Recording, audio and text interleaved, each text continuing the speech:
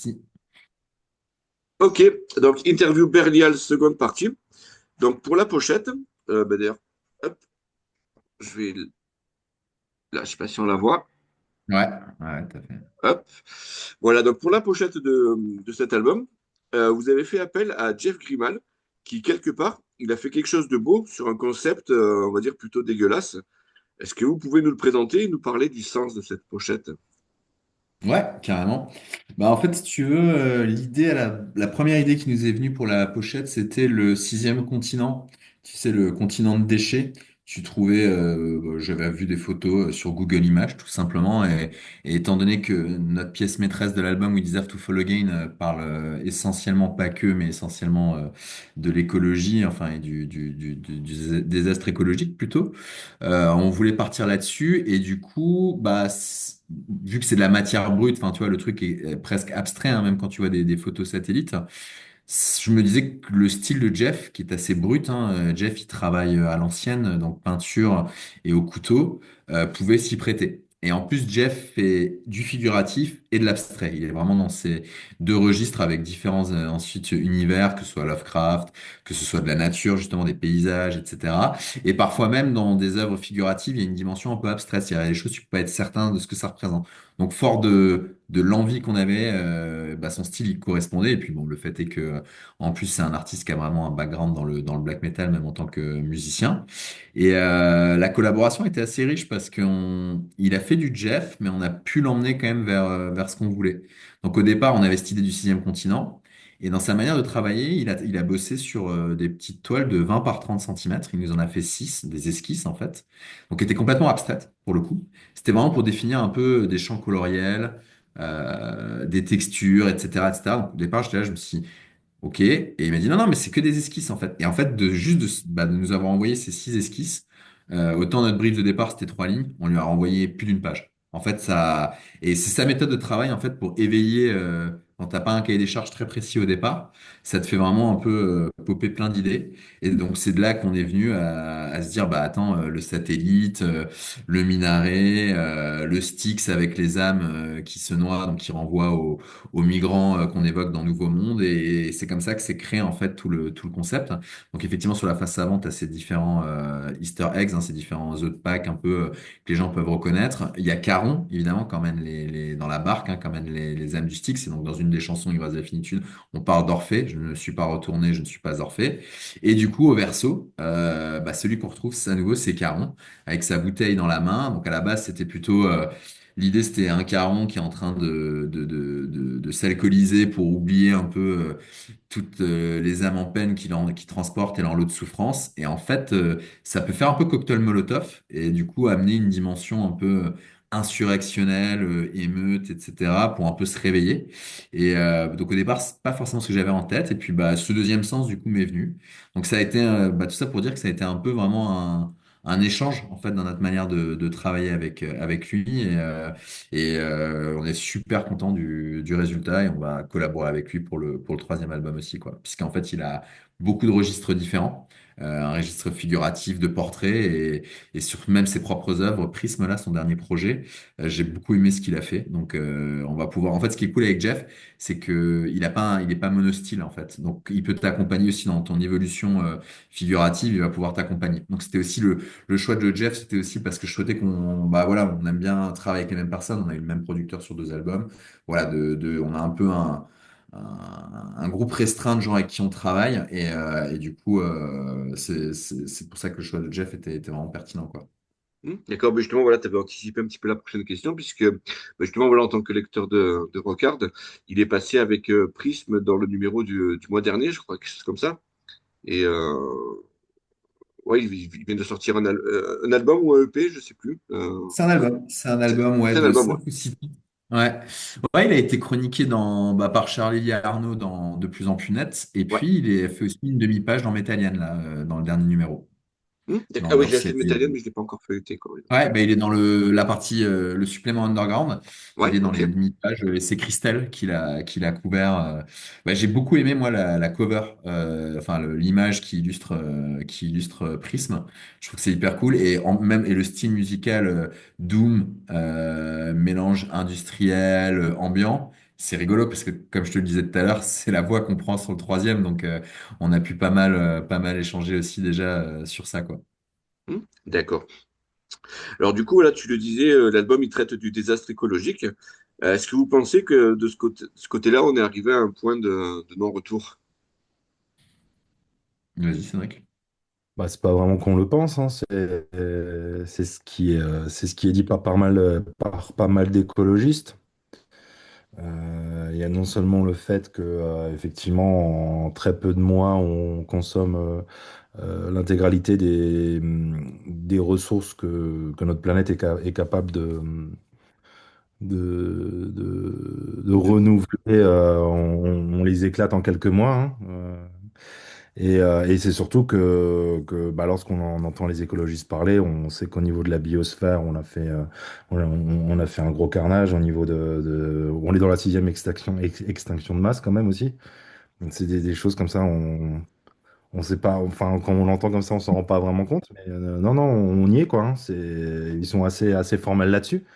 Et très souvent, les écologistes ont cette image de doudingue où on se dit ouais ça va, enfin, les gars ils dramatisent et tout. Mais là je crois qu'on y est quand même, hein. Et on va droit dans le mur et c'est un petit peu ce qu'on traite dans notre album quoi. Et et le système, en fait, j'ai lu un bouquin là, très récemment, Le capitalisme de la finitude.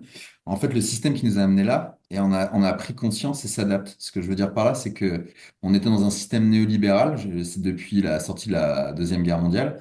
Donc, en fait, où l'idée, c'était tous les États peuvent faire de la croissance parce que le gâteau, il est plus ou moins illimité. Donc, en fait, on était d'accord au niveau de l'Organisation mondiale du commerce et tout, que l'Afrique subsaharienne se développe, que tout le monde se développe parce que le gâteau, il est illimité. Et d'ailleurs, bah, le satellite qu'on met sur la pochette, c'est la référence à la colonisation de l'espace, notamment par les satellites privés d'Elon Musk. Sauf que la politique de Trump, notamment douanière, on est en passe d'un capitalisme néolibéral à un capitalisme mercantile. Et ça, on l'a oublié, mais dans notre histoire, depuis le XVIe siècle, donc depuis Ricardo, on était dans le capitalisme mercantile. Le capitalisme mercantile, c'est quoi? On va pas s'enrichir tous en absolu, on va s'enrichir en relatif. C'est-à-dire que toi, Emmanuel, si moi j'ai des pommes, en fait, il faut que j'ai plus de pommes que toi. Parce que je sais qu'il y a pas, il y a, l'arbre, il va pas me sortir autant de pommes que je veux. Donc, je peux pas te laisser, en fait, croître comme tu veux. Donc, typiquement, la politique de Trump vis-à-vis de l'Ukraine, qu'elle soit très claire. C'est pas, j'ai dit qu'en 24 heures, je règle le problème avec Poutine, ça. Non, non, le deal qu'il veut, c'est sur les matériaux rares. Et en fait, c'est de la prédation, pure et simple. Donc, en fait, le système en a conscience lui-même. C'est-à-dire que même ceux qui font semblant d'ignorer la dimension écologique, ils le savent, en fait, ils en ont conscience. Ils font semblant d'être fous ou d'être teubés ou un mélange des deux. Non, non, ils le savent très bien. Donc on est en train de repasser à un capitalisme mercantile depuis un an ou deux ans. Et pour illustrer le truc, c'est l'île de Madère. L'île de Madère, en fait, au XVIIe siècle, il y avait des arbres sur cette île. Aujourd'hui, c'est un caillou sec parce que je sais plus quelle industrie ils avaient. Ils avaient besoin de faire de la combustion en brûlant du bois. Et en deux décennies, ils ont littéralement rasé cette île. Donc, tu vois, c'est une petite histoire qu'on peut prendre comme ça, mais le système lui-même a conscience que finalement, même en colonisant Mars, tout ça, c'est des conneries. En fait, les ressources sont limitées, donc un capitalisme de la finitude. Donc, du coup, un capitalisme mercantile. Je te prends à toi parce que on peut pas tous passer à table, quoi. Donc, non, non, c'est un constat sans appel, hein. Et je veux dire, quelle que soit ton orientation idéologique, c'est juste, là, c'est factuel, c'est fini. Ouais, c'est mathématique. On peut pas faire D'ac- une croissance illimitée avec des ressources limitées, hein, tout simplement. Mm. Et du coup, Cédric, voilà, je voudrais juste rebondir sur un petit détail. Tu as utilisé le terme sixième extinction. Est-ce qu'en tant que fan de prog, ça vient de l'album enfin, du morceau d'Aereon 01, 01, 1001? Non, même pas, même Non, pas. même pas. D'accord. Non. Mais j'écouterai parce que là, je vois pas tout de suite la ref, mais je crois voir de quoi tu parles, mais je vais checker. Ouais, c'est son album Souvent, je retiens pas de nom. de 2008. Ok, ouais, je regarderai. D'accord. Euh, donc, vous avez tourné un clip pour Nourishing the Disaster to Come. Donc, vous en avez un petit peu parlé.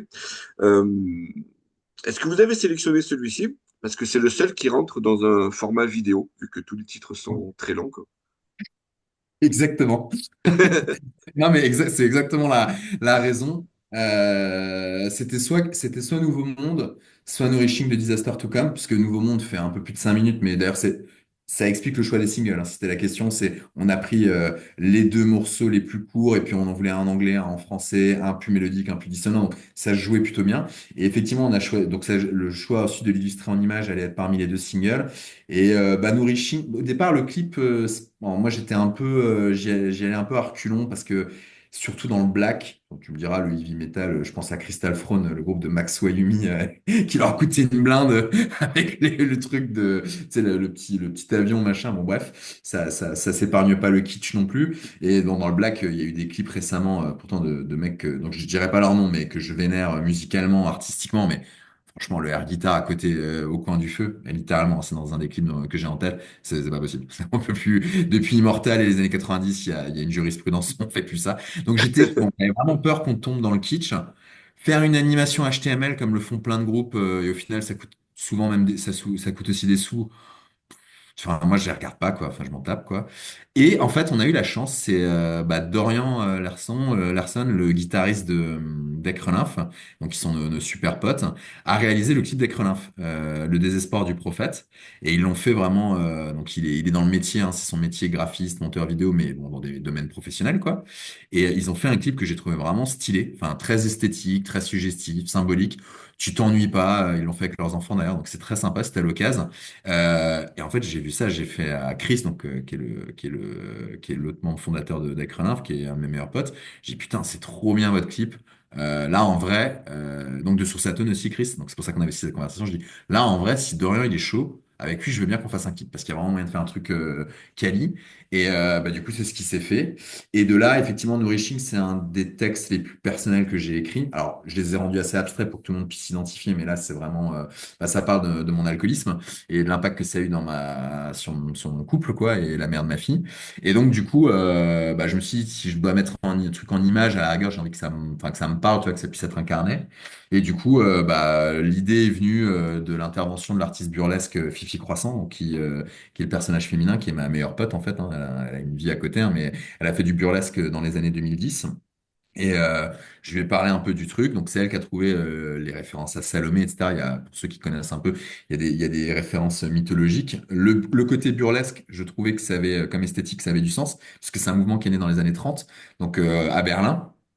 Pour ceux qui veulent vraiment la vulgarisation de ce mouvement, c'est Golden Age of Grotesque de Marilyn Manson en 2003, avec Dita Fantis. Et donc, en fait, c'était quoi? C'était du cabaret pour oublier que bah, le nazisme, bah, en 33, passe au pouvoir, hein. Donc, tu sens voilà, tu sens qu'il y a, bah, un peu comme maintenant, quoi. On est un peu à la veille de la fin d'une époque ou d'une fin tout court, et bah, on s'oublie dans le divertissement. Donc, je trouvais que l'esthétique avait du sens aussi par rapport à la dimension collective de Nourishing the Disaster to Come. Et effectivement, je voulais une figure mâle, une figure féminine par rapport au sujet de cette chanson-là précisément, et l'altérité, etc.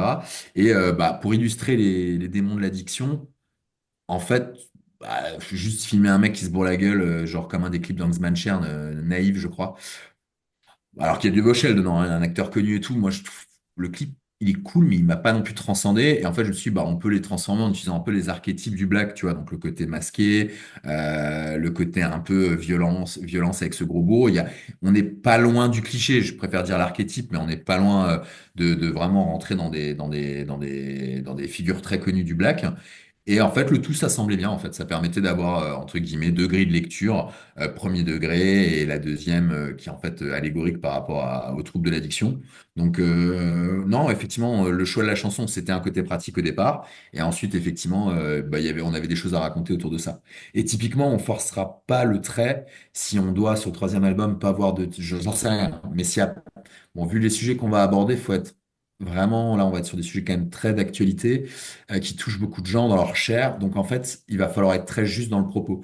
Et je pense que si on n'arrive pas à avoir une idée de mise en image pertinente et juste, donc j'utilise vraiment ce terme à façon, à dessein, bah, je préfère ne rien faire. Je préfère ne rien sortir plutôt qu'un truc qui rendra pas hommage à notre propos, quoi. Mais là, en l'occurrence, si on doit faire qu'un clip dans notre carrière, celui-là, on en est plutôt content. Même très D'accord. content. Et du coup, sauf erreur de ma part, donc Cédric, on te voit pas dans le clip. C'est par rapport à la distance ou tu voulais pas y Non, non, figurer? j'étais là. Ah, tu J'étais là, on étais me voit, masqué, non? ouais, ouais, exactement. D'accord, ok. Voilà. Je suis un des personnages qui matraque le dos de GG à coups de masse. Si vous Ouais. D'accord. avez vu le clip, Et, quoi. c'est Cédric qu'on voit aussi face au miroir, masqué en train de faire comme ça. Et du coup, l'autre personnage, c'est Christophe Denez, donc Chris, hein, le pote dont je parlais, donc qui est cofondateur du label Sursatone et qui a joué dans pléthore de groupes, donc actuellement avec Relinf, mais avant il a joué dans Demande à la poussière, 633, Mur, enfin, White Draft, Jarel, plein de groupes. Et donc du coup, c'est lui qui fait le boucher et le deuxième tortionnaire. D'accord. 633, c'est le groupe de Arnaud Strobel, enfin de Charlie Garneau, justement, non? Arnaud a chanté sur le deuxième album, si je dis pas de bêtises. Ouais. D'accord, il dit. Et Oh, c'était dans la veine Carnival in Call. C'est vraiment bah, le premier 633, le chanteur, c'est Chris qui est dessus. d'accord, ok. Ouais, il est connu pour son chant extrême dans ses derniers projets, Demande à la poussière ou Akreninf. Mais en fait, Chris, c'est un vrai chanteur. Il a fait le conservatoire et il a différents palettes vocales, et notamment le chant. Bah, dans Homrad, on peut voir son chant clair. Et donc, il chante aussi hein, sur cette chanson. Il y a une partie où vraiment qui est différente. Bah, c'est au moment où d'ailleurs lui est filmé en train d'aiguiser le couteau, etc. En fait, c'est là, c'est lui qui chante à ce moment-là. Et sur la fin, on le fait à deux, lui et moi.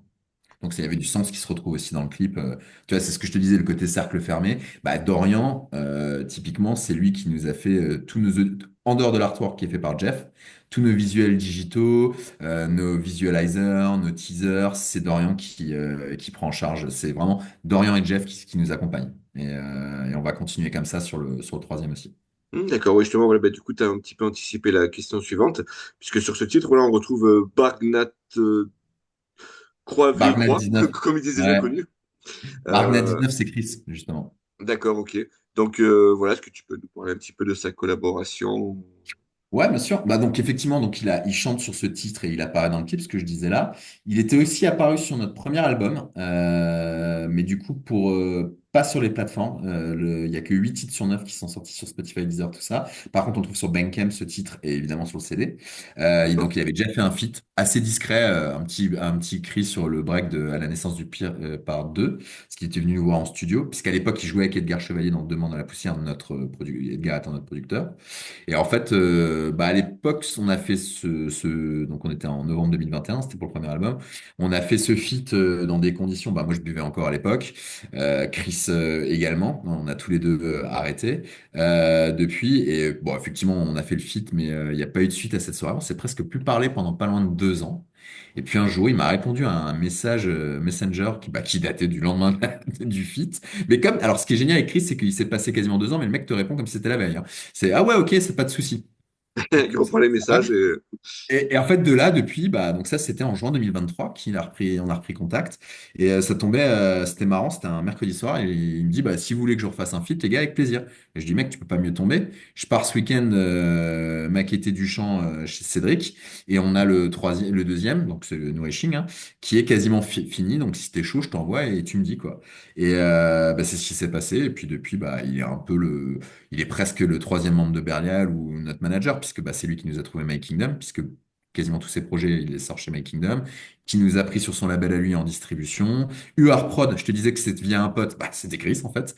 Ouais. Donc ouais, ouais, on a une collaboration vraiment très proche, tu vois, même déjà sur le troisième album, moi j'ai partagé toutes les maquettes pour lui montrer un peu vers quoi on tend. Évidemment, on va à nouveau le solliciter, peut-être pas qu'au chant pour cet album-là. Ouais, c'est dans la scène, c'est la personne dont je suis le plus proche. Et bon, on parle musique, mais même littéraire, hein, Demande à la poussière, c'est John Fante, hein, c'est le titre de As to the Dust de John Fante. Moi, j'adore Bukowski, j'adore John Fante. Enfin, on a vraiment plein de points communs et des univers assez proches. Donc, j'espère qu'un jour, on ira plus loin dans la collaboration que de simplement des feats. Je pense qu'un jour, on fera un truc ensemble. Alors, est-ce que c'est une collaboration avec Relin ou Berial? Est-ce que c'est un projet autre? Mais je pense qu'il se passera un jour quelque chose tous ensemble, quoi. Ok. Donc sur l'album, à plusieurs moments, on retrouve des passages qui sont parlés et même chantés, qui sont vraiment très compréhensibles et très clairs. Est-ce que c'est important pour vous que l'on comprenne vos propos sans avoir besoin de lire les paroles? Bah, je vais laisser un peu Cédric répondre parce que moi, à la base, étant vraiment fan de Black, j'ai l'habitude qu'il soit au deuxième plan et en fait que c'est un instrument parmi les autres, que c'est une tessiture. Mais Cédric m'a vraiment beaucoup poussé sur l'addiction. Bah, La diction, pas l'addiction, vu la thématique. Ah ouais, 21h32, on fait des Bam, blagues. bam. Euh, En fait, c'était par opportunisme, hein. C'est lorsqu'on faisait nos sessions chant, j'entendais Jérémy poser son chant et poser ses lyrics. Je voyais que qu'il avait une bonne diction. Je l'embêtais un peu avec ça quand même. Et le rendu était vraiment pas mal. On avait une bonne diction. On avait Là, je parle pas des passages clamés où là, effectivement, le but du jeu, c'est qu'on comprenne les paroles, hein. Je parle dans le chant. Et du coup, on a reposé un petit peu les choses. On a reposé un petit peu les choses. On a discuté. On s'est dit, écoute, est-ce qu'on surferait pas sur cette vague et on se dirait, au lieu de faire un chant qui serait une tessiture, qui serait un peu en backup, qui est un peu dans les codes du black, est-ce qu'on laisserait pas un petit peu ça de côté et on mettrait en avant le chant? Il était pas tout de suite chaud, le Jérémy, mais Edgar, après, il a remis un petit coup et au final, je trouve que c'est une assez bonne idée parce que les textes sont bien aussi. Il y a du sens, il y a des choses à dire et ça aurait été dommage de les noyer, ouais, de les laisser noyer, quoi. Hmm. Ok. Euh, D'accord, donc je propose qu'on revienne au tout début. Est-ce que vous pouvez nous raconter comment est-ce que vous en êtes venu au métal, vos premières influences et nous parler de votre apprentissage musical? Ouais. Bah, je veux bien commencer. Moi, je peux te dire. Alors, de base, j'ai un frère qui a 13 ans de plus que moi. C'est mon vrai frère, mais mes parents m'ont eu un peu plus tard. Du coup, si tu veux, à 6 ans, mes références musicales, c'était Smashing Pumpkins, Skunk Anansie, bah, les frères Gallagher, hein, bien sûr, toute la Britpop, etc. Donc mon oreille était déjà accoutumée à de la guitare et à de la distorsion. Ça m'empêchait pas d'écouter les To Be Free et toutes les merdes qui passaient à la radio, mais le Garbage, enfin voilà, vraiment le rock alternatif US et la scène Britpop des années 90, c'est vraiment un peu ma Madeleine de Proust. Et de temps en temps, il a dû écouter un peu de hardcore, un peu de Slayer, tu vois, des trucs comme ça. Et puis, en fait, c'est en 2021. Alors, ça va te faire marrer, mais c'est vrai que moi, on a été savants de messe. On était chez les Grands Clercs. Et il y avait un Hardos, hein. Alors, on commençait à dire métalleux, mais voilà. T-shirt Kitty, Korn, etc. Et du coup, je lui demande un peu, il me fait écouter. Et ça me parle. Et je me suis dit, ouais, guitare saturée, j'ai pas eu l'effet, non, non, j'avais déjà un peu l'habitude. Et du coup, je sais plus, on est le 21 décembre 2000, on est le 24 décembre 2021, je me souviens exactement. Ma sœur va à Strasbourg au Virgin Megastore de la rue du 22 novembre et je lui dis, vas-y, ramène-moi un disque de métal. Pas plus de brief. Et elle revient avec Mutter de Rammstein. Et je peux aujourd'hui encore, donc on est 24 ans plus tard, te dire l'effet que ça a fait quand tu as le début de Mein Herzbrennt. Nur liebe Stimme, gibt fein Art, ich bin die Stimme. Tu vois, je la connais encore. Alors que je D'ac- parle plus l'allemand couramment du tout, hein, je suis pas capable d'aligner 5 phrases. Et quand ça explose. Et en fait, tu vois, tu as le côté indus, ça riff, tu as le côté un peu, entre guillemets, sympho, parce que même je veux dire, le refrain de Miners Brand, il y a des violons, il y a des machins. C'est assez riche, tu vois, Mutter, c'est une magnifique chanson. Donc, ils ont un spectre, je veux dire, c'est pas, je sais pas, comme si tu écoutes, je sais pas, certains groupes de post-black, ou bon, d'une chanson, Groza, par exemple, d'une chanson à l'autre, c'est un peu la même chose, quoi. Là, il y avait déjà c'était assez riche, tu vois, comme univers.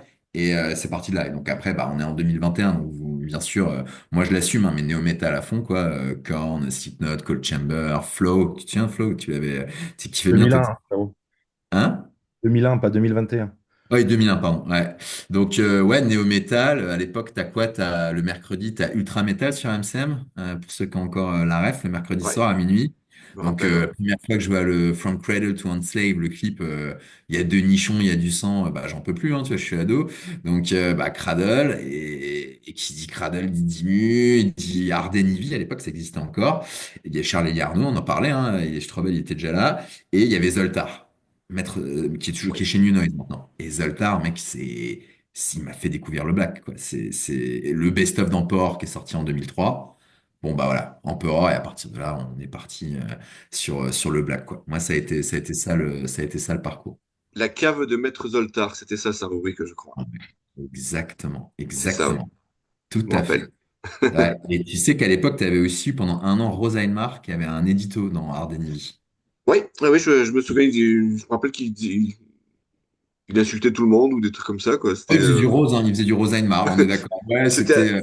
C'est- Ouais, c'était un peu le Nicolas Bedos du black metal, putain, c'est dur. Et pourtant, c'est une de mes idoles, hein. Oula, je retire ce que je viens de dire. Là, enfin, bon. Là, tu vois, quand on parlait de chanteurs avec une diction, Rosa et Mars a été le premier, peut-être avec Romaric de Forbidden Sight, où vraiment, tu comprends ce qu'ils disent et ils ont une diction de ouf, quoi. Donc voilà, ça a été mon parcours de mon côté.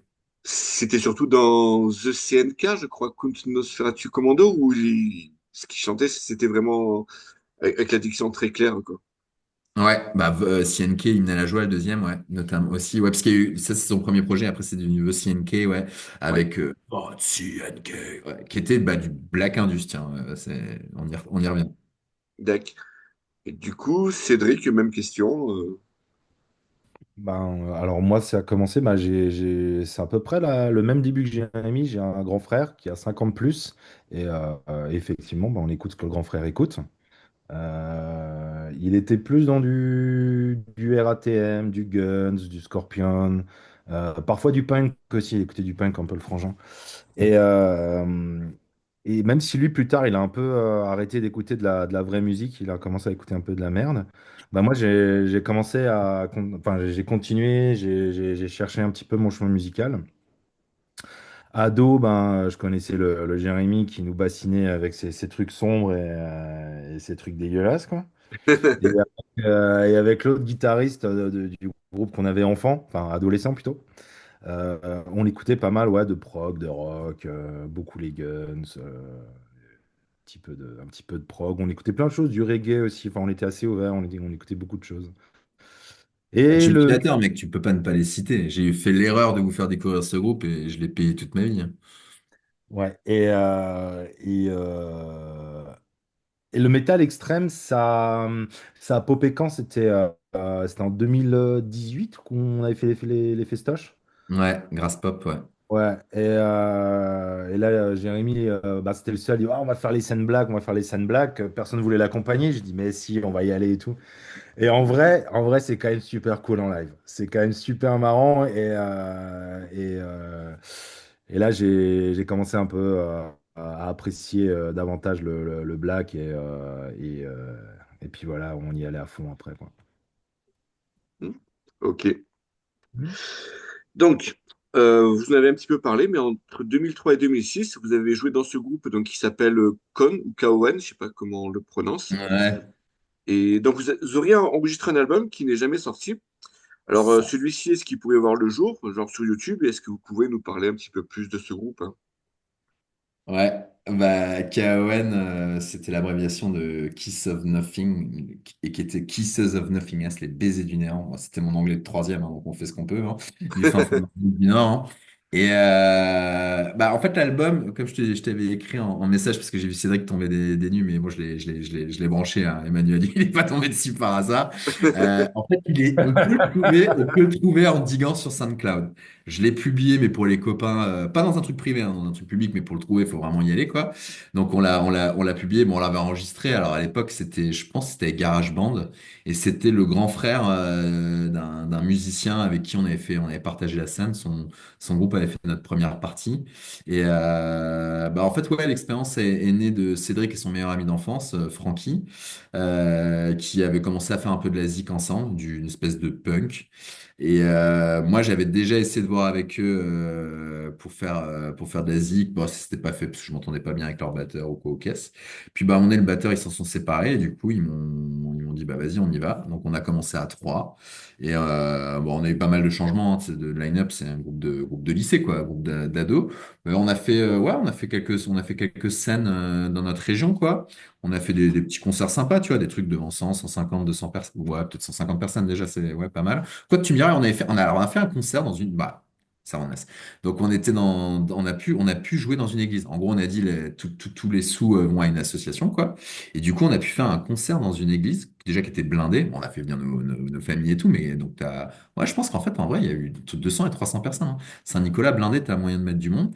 Et du coup, on avait aménagé une scène au niveau de l'hôtel et on avait fait un concert, première partie, un premier set électrique. Ensuite, on avait un set électroacoustique. Donc, on avait vraiment deux scènes différentes, un vidéoprojecteur. Enfin, tu vois, on avait fait un truc pour des gamins en terminale. On avait fait un truc assez carré. Donc, il y avait les retours sur les vidéos proches et tout.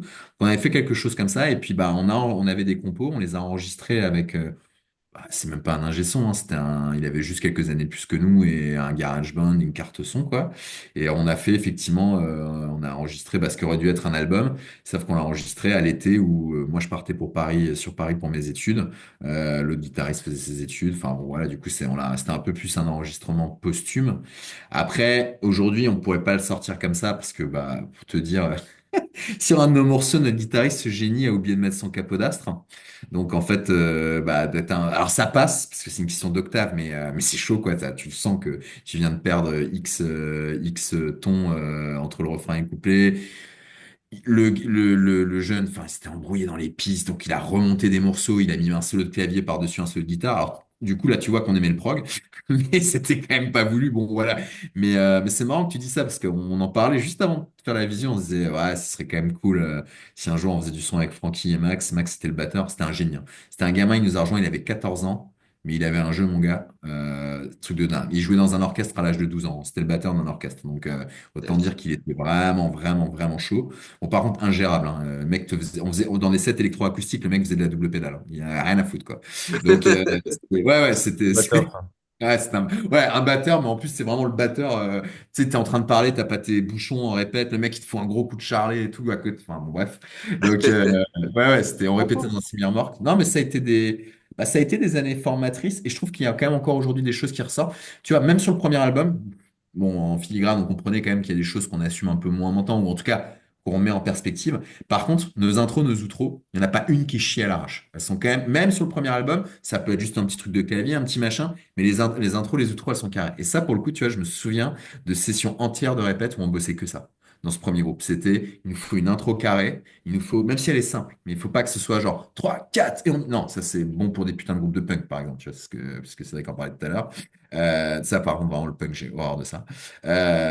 Et du coup, on a des outros un peu carrés. Et ça, du coup, dans le deuxième album, Nourishing, hein, l'objet de notre conversation, pour le coup, il y a des putains d'intros, il y a des putains d'outros, quoi.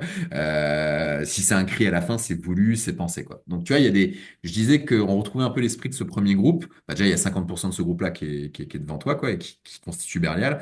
Et effectivement, c'est une méthode, ouais, il y a des trucs sur lesquels on fait vraiment gaffe. Intro, outro, pour nous, ça doit être, c'est pas juste t'arrêtes de jouer, tu laisses le larsen. Il y a des styles où ça s'y prête. Mais nous, en tout cas, c'est pas ce qu'on veut, quoi. Ok. Hop, donc eh bien, je vous propose qu'on fasse une deuxième petite coupure. On arrive à la fin de la seconde session et je vous renvoie un lien d'ici 5 minutes. Allez, ça marche. Allez, Allez. Tout de suite. tout de suite.